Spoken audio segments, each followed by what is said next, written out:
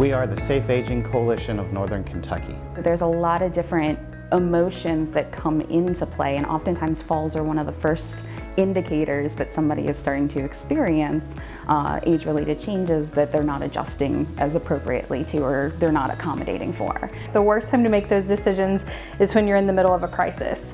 And so if we start looking for senior living options and more supportive resources early on, you can kind of have a game plan in place for when crisis strikes, because inevitably things happen.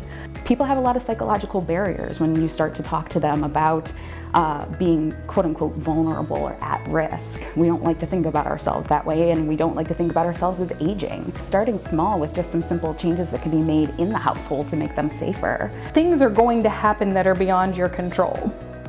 But what you can control is creating a plan ahead of time that works best to serve you and meet your needs. I think it's opening up that line of communication and doing so in a way that's respectful, and being able to kind of guide yourself through that in a more level-headed way. You're going to be able to come across in a way that's more loving and supportive of your loved one, as opposed to patronizing or condescending. You don't want to kind of shut off the conversation before it's had a chance to get going.